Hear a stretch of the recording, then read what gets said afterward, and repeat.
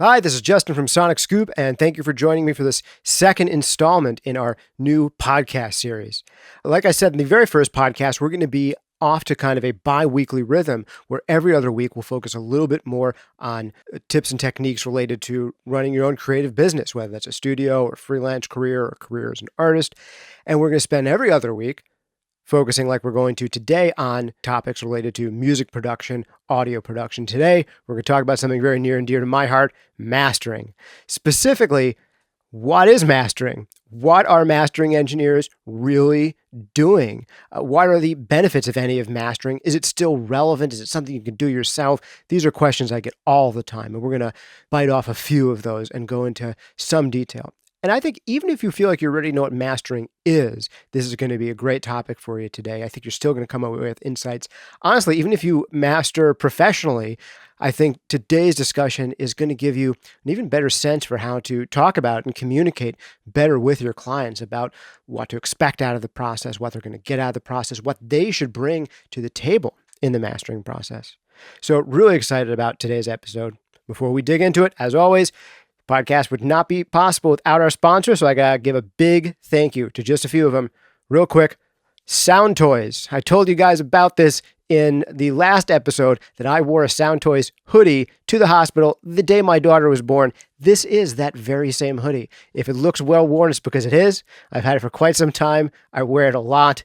I gotta tell you, been in this business a long time. And I really believe that you can tell a lot about a pro audio brand by the quality of their swag. And Sound Toy swag is no doubt some of the finest, along with a few other brands maybe I'll be able to shout out later. But honestly, supple, high quality, beautiful fabric here. Some of the first fabric my own daughter was ever exposed to in her life was this Sound Toys hoodie. Not only are their hoodies of fine quality, but also their plugins. No joke. Seriously, I can't lie about this stuff. Whenever I give a personal endorsement, this is me giving my opinion. I couldn't sleep at night if I was just jazzing on this. I really do love Sound Toys stuff. I'm using their stuff for years. Sound Toys 5 bundle, you should get it if you don't have it, or if you just need a few things. They really make some of the best saturators on the market, some of the best delays on the market, some of the best phasers and filters and modulation effects out there. So big thanks to Sound Toys for sponsoring this podcast once again. Another sponsor underneath my Sound Toys hoodie is, check out this handsome Novation t-shirt. This is showing off the very lovely higher-end Novation Peak synthesizer, a polyphonic synthesizer that kind of blends together some of the sound of analog with some of the best attributes of digital stuff. That's one of their higher-end products, but they make stuff at a variety of price points. Every single studio at the end of the day needs a MIDI controller. Even if your studio isn't focused around electronic music production, every studio's got to have a MIDI controller. Let's face it, you've got to have one. And if you want one, Novation, consistently, they come up with some of the highest rated ones from user reviews. They usually get high ranking, some of the top slots in professional roundups and professional reviews like the ones at Sonic Scoop and elsewhere. Really just some of the best price to value out there. Their SL series or their Launch Key series, if you need a MIDI controller, fantastic stuff. If you're more into electronic music production, oh man, their Bass Station, if you haven't played with it, is a lot of fun. A little desktop analog synthesizer, and their Launchpad series, really good stuff. And like I told you, I'm never going to shout out something in the sponsor section of this podcast unless I really believe in it. So this next one, I've got to believe in. It is a product from yours truly, the course Mastering Demystified. We're going to have a great free discussion about mastering today, but if you want to go into even more detail, go to masteringdemystified.com. If you want to learn more about not just the whats and whys of mastering, but the hows. If you want to get your hands dirty and your ears dirty with me, mastering some tracks together, going through some best practices in real time where you can hear the changes and you can walk away with some confidence, Mastering Demystified is a great course. There is a money-back guarantee as always. I think you'd be thrilled with it. If you're not, just write to me and say, Justin, give me my money back, you animal. And I will. And I will take being called an animal. It'll be okay. All right. Now, with all that out of the way, let us dive into today's topic. So the first big question, what is mastering? A lot of people still ask this. People have been, into music production for a few years or more. Sometimes it's the very last part of the process that they really feel like they get a handle on understanding. Like they'll have a cursory understanding. I kind of get what it is. You're doing some sweetening at the end. Like, what are you doing exactly? Is it really necessary? Can't I just do this myself? Those kinds of things. So to start off, I think we really need to talk about what mastering used to be to get a sense for what it is now. And mastering used to be a very literal term. You were creating master copies from which additional consumer copies would be made. So just for example, let's take kind of like the golden age of recorded music, recorded popular music, say late 1940s when tape recording finally came to the United States and really, ramped up audio capture quality, all the way through 2000 when Napster came along and really did kill the CD store star. We'll do a presentation about that sometime. The numbers on it are really interesting. But before the most modern formats where we're just spitting out digital files, there was a difference between the format you'd be mixing to and the format that you'd actually use to stamp out a mass-produced product for end consumers. Think about it this way. I mean, tape was the biggest format back in the day, reel-to-reel tape, literally like Scotch tape coated in iron, more or less, and then magnetized. I mean, that was the format. You get really high quality, not a great consumer format because it's really hard to, at low cost and high quality, mass produce off of tape. I mean, what are you going to do? You could take the tape that you mix to and then hook it up to like a bajillion other tape machines to run them all off at once. And then you're going to have to wear down your original mix tape again, playing it back, hooking up to a bunch of machines. I guess you could increase the speed of the transfer, but then audio quality issues might go along with that. Just a lousy format for mass production and therefore a lousy format for keeping costs low for end consumers who want to buy a new record every week, right? So the big formats in this kind of, say, golden age recorded music, late 40s through around 2000, would have been the vinyl record, right? The phonograph, and then later the CD. And the one thing these two things had in common is you could just stamp them out. I mean, that's great if you want to mass produce some product and keep it inexpensive for the end consumer and maybe keep some profit margin left for yourself. So that's one of the reasons those disc-based formats became so dominant. So mastering was taking this tape that you mix down to, whether it was analog tape in the early days or digital audio tape later, and creating a master copy for vinyl production, phonograph production, or CD production, where you could, more or less kind of stamp out new copies very quickly. And creating that master copy from where all the other copies were made, that's what mastering was. But a few other things went along with that process. Sure, it's a specialized skill to cut, a vinyl lacquer master. And in the early days of CDs, it took really specialized hardware to make the original master CDs that people would be using, then making a glass master out of and all of that. But the other thing that audio engineers were bringing to the table, the mastering engineers were bringing to the table, was they acted as a final QC for the mixing engineer.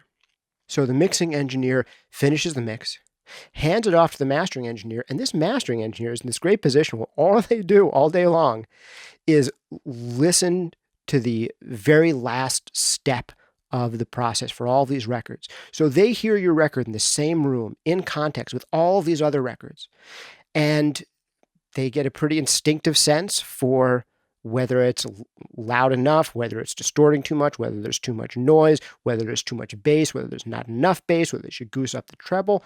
So they could do this final quality control for the mixing engineer and a final little bit of sweetening.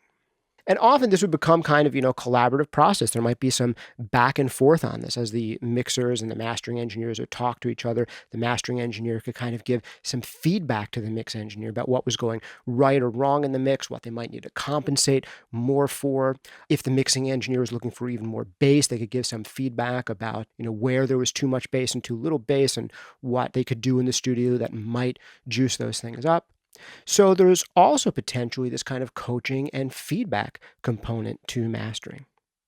So there are the two ends of mastering. One, the creating the master copy, which really any of us can do now. Any of us, just by hitting export on our DAW, you go into Pro Tools, GarageBand, Logic, Ableton. When you export a file, you're creating a master copy that you could make new consumer copies from, no problem. So that part of mastering, the literal creating a master copy, isn't that relevant anymore. That's not the value that mastering engineers provide anymore. But those other parts of process, the audio sweetening, the final QC, and perhaps even that kind of collaborative or coaching back and forth that you get from a mastering engineer, those are the things that mastering is these days. And when people say, I'm going to get my record mastered, they're not talking about someone making, a special file or a special format that they can't make. They're talking about those last few things, the QC, the sweetening, and perhaps even the coaching and collaboration. And some of those could potentially be addressed by some of these auto mastering softwares. There's a few of them out there now, Lander, Aria, a couple others. You can get kind of instant mastering software for your own DAW that you can put your stuff into. And you could theoretically do some of that sweetening yourself to your own tracks using those very basic, kind of one size fits all, set it and forget solutions. Or you can collaborate with a third party who's not only going to do that sweetening, but also provides that final QC and might even give you some of that feedback to make your current project and future projects sound even better. So I think, at least in broad strokes, that really covers the what is it of mastering. It is now that final QC, quality control. It is that audio sweetening. And it's maybe even that little bit of coaching or collaboration you're bringing to the end of the process to make current and future mixes sound even better. But with this in a little bit more context and go into a little more detail, a few of the things that a professional mastering engineer is bringing to the table is that they're doing it, one, in a room that is specifically suited to the task of mastering. And that means a couple of things, but one of the most important things, and one of the things that's hardest to get in a lot of mix environments, even professional mix environments, is a really even low-end response. You want a mastering engineer who is using, ideally, a set of speakers and a room where they know exactly what's happening at and below 100 hertz. That area where most mixers have the hardest time telling what's really going on. So that's one big thing a mastering engineer who is a professional, or at least a third party, can bring to the table, is that they're listening in a room that's ideally suited to the task. And even if they're not in a perfect listening environment, there's some benefit to having these mixes played back in a room that isn't yours. Because your room is going to have specific quirks, specific room modes and room nodes. Maybe you have a hump in the bass around 80 hertz and a dip around 50 or vice versa. Someone else's room isn't going to have the exact same issue. So that's number one. And number two, hearing it in that additional context can be useful. I think it's extremely helpful for my clients when they bring me sessions and I'm able to double check the low end for them. And also on my system, double check the extreme highs that might be either biased towards being too bright or too dark on their system.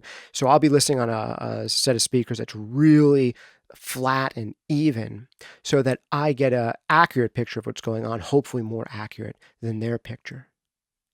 And then I'm able to weigh the exact proportions of low end and high end on their record to some of their favorite records out there.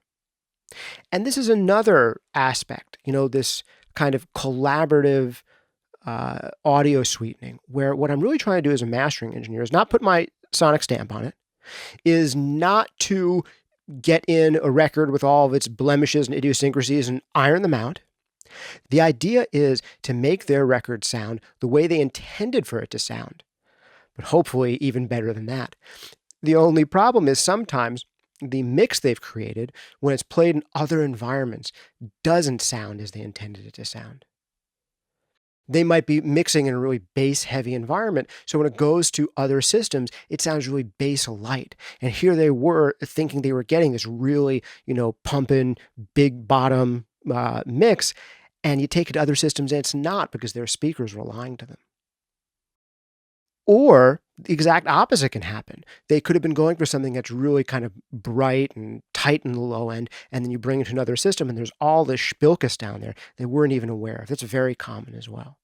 I'd say two of the most common things for tracks coming through my studio are either they have way more low end than the client realized, or the low end, they're having trouble making this amped up as they think it should be.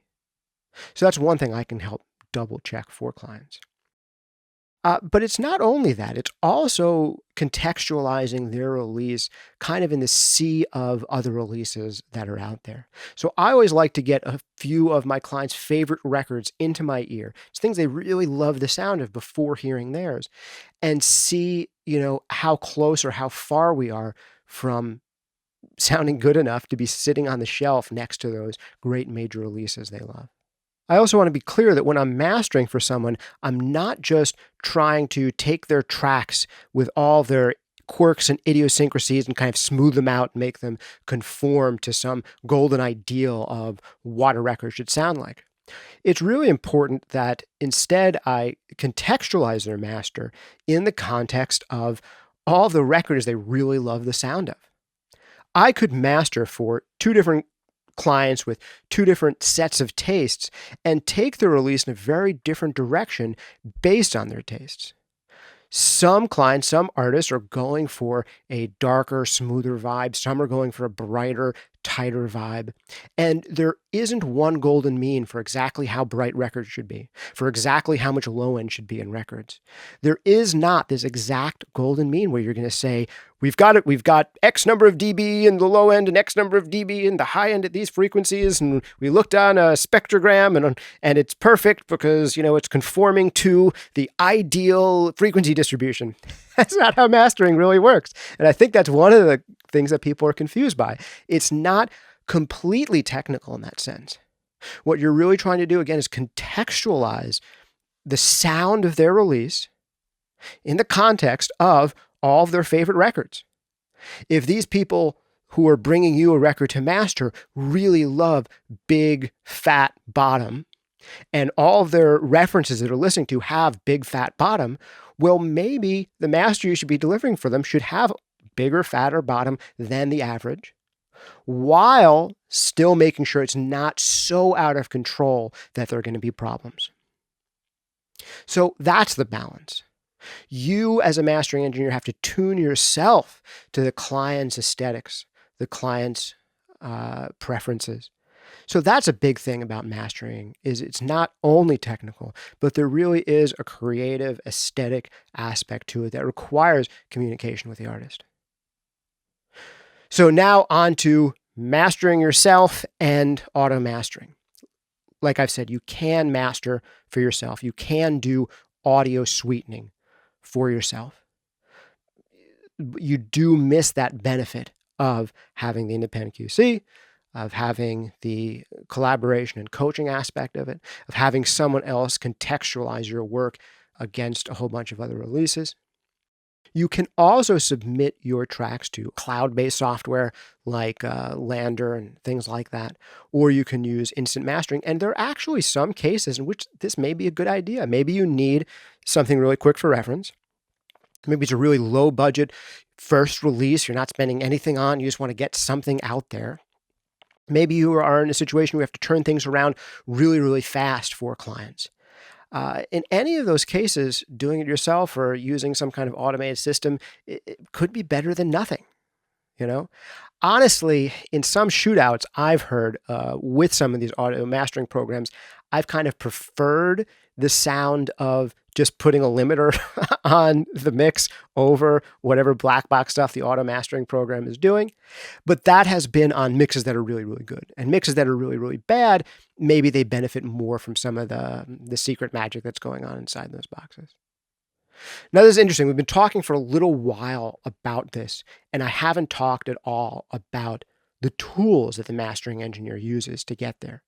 Because honestly, they're almost, I don't want to say they're secondary, but they're just the basic tools that you use in audio. We're using EQ to adjust the frequency spectrum. We're using compressors to even out the dynamic range. Maybe when we have to be a little bit more surgical and specific, we might use a multi-band compressor where we can compress individual frequency ranges separately from each other, or maybe we'd be using a dynamic EQ that allows us to be a little bit more selective about when we're EQing. Maybe we're just turning something down when it starts to get overbearing, something like that. Maybe we're doing some mid-side processing, affecting these sides separately from the center. Maybe we're using de-essers, and I could go on and on and on. Stereo wideners, kind of width enhancers. There are all sorts of tools that we use in mastering, but I think going into great detail on exactly how I use each of those tools in any number of cases, man, that's long enough for a 3 or 4 hour course in and of itself, which I happen to have called Mastering Demystified. But if you're not looking to become a professional mastering engineer yourself and you just want to get in broad strokes, that's it. That's what mastering is. Now, there's one other thing that I have to mention, and if we were having this conversation 10 years ago, I would have mentioned it earlier on, and that's loudness. 10 years ago, I would say that one of the big things that a mastering engineer was trying to do was get your record competitively loud with other records. So if it came up on a CD changer, your record wouldn't be so much quieter than the record next to it. And everyone kind of maybe knows that part of mastering. We can make things louder, potentially a lot louder. But I'd say with the modern technology that's out now, specifically automatic adaptive volume control on streaming services, it's just not that big of a deal. Now, that said, every time a client is sending me something to work on, I make sure I get as loud as their favorite references, or as loud as it can get, as close as it can get to that without degrading sound quality. And then if they want pushed even louder, I'll do that for them. So I can get things screaming loud. And honestly, sometimes getting things screaming dementedly loud is part of the fun of mastering. And some of that saturation and weirdness and honestly audio degradation that comes with compression limiting is part of the sound of some genres. And I don't mind doing some of that stuff. I'm not precious about it. I also love a really open, clear, uncompromised master. But I just want to get that point across that for people who are listening on things like Spotify these days, or listening on something like Pandora, or even on YouTube, a lot of these programs now are doing automatic volume normalization, which means they take the loudest tracks and they just turn them down. So the loudness wars, where everyone's trying to get a record that's louder than the other record, isn't as essential as it used to be. I still think that it's part of a mastering engineer's job to get a track loud enough so that it sounds right next to other records in a context where there isn't this kind of modern volume normalization, and also reap some of the potential benefits or stylistic benefits of doing some compression and limiting, which may be central to the tone of some modern masters. But overall, that's really what we're doing. We are doing your final QC, your final sweetening, which involves adjusting low end, high end, mid frequency balance, level, saturation. And to do that, we could be bending over backwards to do a ton of processing, or we could be very, very light. And there's that last part of the QC, the kind of coaching. And honestly, on some records, theoretically, a client could send me a record to master. And all I could do is listen to their 10 tracks and say, sounds perfect. I don't have to do anything. I didn't do anything. It sounds great. I listened to it in my perfectly tuned room, and I can tell you, you're good to go. And giving them that confidence that went through that final step, giving them that feedback, saying, I didn't do anything, take it out into the world and be merry, that, and then saying, pay me, that would be worth my rate. There's value in getting that support, right? That sense of, all right, we sent this to someone, they signed off on it, we know we're done.